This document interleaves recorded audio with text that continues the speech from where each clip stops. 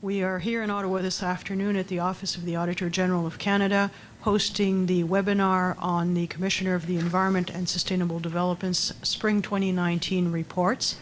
So this delivery saw 3 reports on aquatic invasive species, protecting fish and their habitat from mining effluent, and subsidies to fossil fuels. Joining the Commissioner, Madame Gelfand, is Erin Windat, Milan Junak, and Sylvie Marchand, directors on the audits.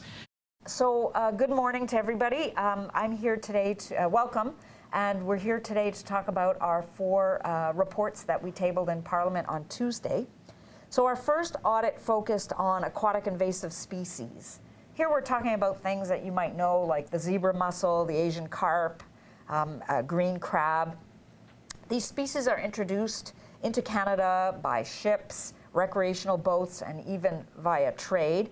And they come into competition with our native species for food and for habitat. They can have quite negative consequences on both our environment and our economy, affecting things like fisheries and tourism.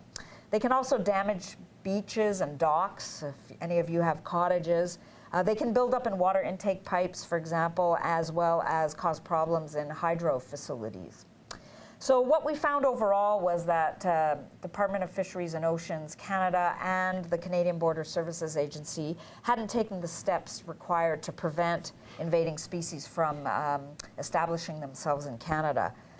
The Department of Fisheries and Oceans Canada didn't know which species or pathways posed the greatest threats to our environment or to our economy. They didn't know which species or pathways to monitor. They didn't even have an overall picture of where these species were established across the country.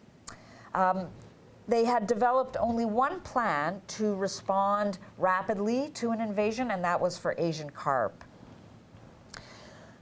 So we made recommendations on all of these, as we do normally, and the department accepted all those recommendations.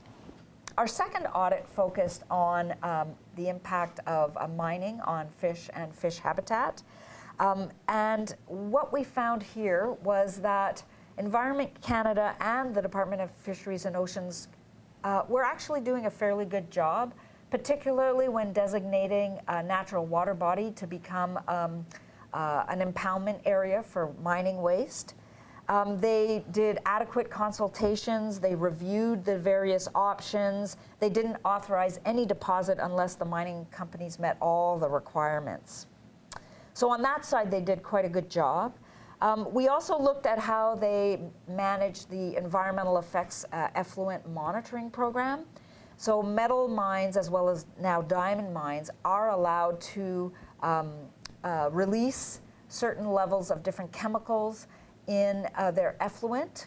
And we found that Environment Canada used that data, collected it well, used it to make the limits even stronger. And they manage that program generally quite well. The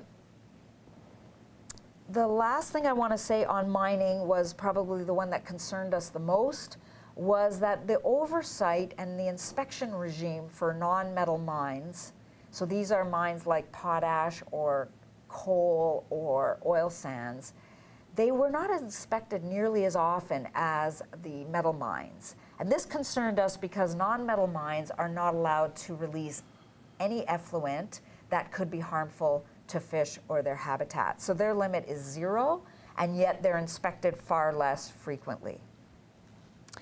So our last 2 reports focused on subsidies to the fossil fuel sector. And here we were looking at the government commitment to reduce and phase out all inefficient fossil fuel subsidies between now and 2025. This is a commitment that we made through the G20 and also via the United Nations.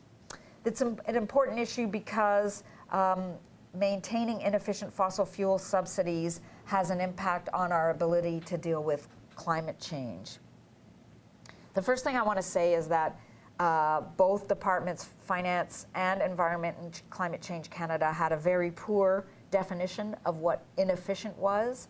I encourage you to read it. I don't think anybody would describe it as a definition, and we don't know how it helped guide their work. We found that the Ministry of Finance had actually done quite a bit of work on this issue. They had about a dozen measures that they still had to look at.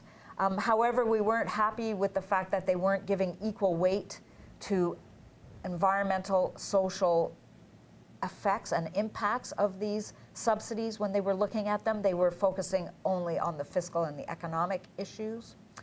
And for the non-fiscal subsidies, these would be like grants and loans, contributions to the fossil fuel sector.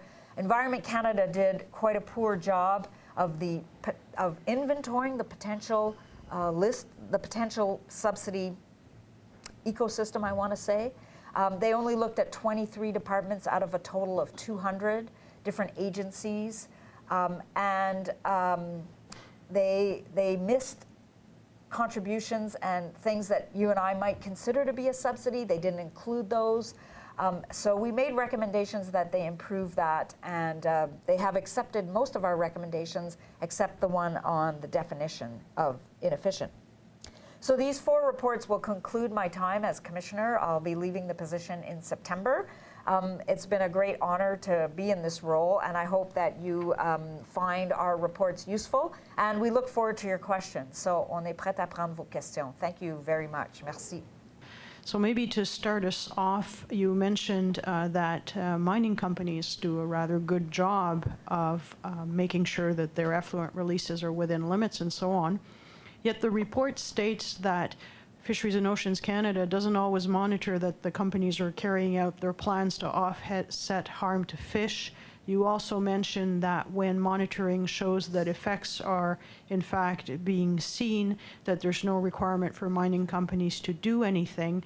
It kind of begs the question of what's the point of all this monitoring if nobody is really doing anything about what they're seeing? So that's a great question. There's a couple of things in there that are kind of separate. The compensation plans are sort of separate from the environmental effects monitoring. What I can say is that we did find a kind of a gap so they're doing a good job making sure that the companies are providing them with the environmental effects data. They're collecting the data. They're using that data to make the limits harder and harder and stronger. But what we did find was when there was environmental effects found on fish, say it affected their growth rate, for example, actually nobody had to do anything, neither the mining companies nor the government. And so we identified that gap, and we did make a recommendation related to that. And the department has accepted that. I'll ask Milan to talk a little bit about compensation plans because they're kind of linked to a different part of the mining activity. Okay, so the compensation plans are in place to compensate for the loss of fish in their habitat as a result of either using existing water bodies that have fish or building new structures such as tailings impoundment areas or tailings ponds. So we found that Environment Canada, Environment and Climate Change Canada did actually reviewed the company plans, which included the alternatives also to using existing water bodies and building tailings impoundment areas. So that part was done. There was also consultation that was done by the department with the public and with the indigenous groups. So we found that that was also very well done for the projects that were under our audit scope. We also found that Environment Canada and Climate Change Canada and DFO reviewed the different, in addition to reviewing all the different compensation plans, they ensured that all the requirements were met before the companies were allowed to proceed with using the existing water bodies or building the structures. Now, one thing that we found that could have been done a little bit better was by the Department of Fisheries and Oceans, who needs to also monitor that these plans are implemented, and at the end that these plans have actually done what they were supposed to do. We found that in majority of the cases that did do so, not in all cases. Now, we were given reasons that in the analysis of the department on the risks and priorities, they did not have the resources to do all of these follow-ups. But going forward, the department has committed to reviewing the performance of all of these plans in the future.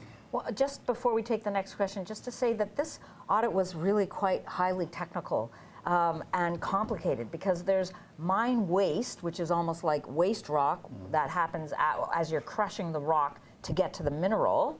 And then there's effluent, which can come out of chemical processes to when you're trying to get a mineral. And those, sometimes they're treated differently. But overall, the overall act that affects all mining companies is the Fisheries Act. And then there's something called the metal and diamond mine effluent regulations. So we we tried to look at sort of three big parts of that management regime. But I guess we should take the next question.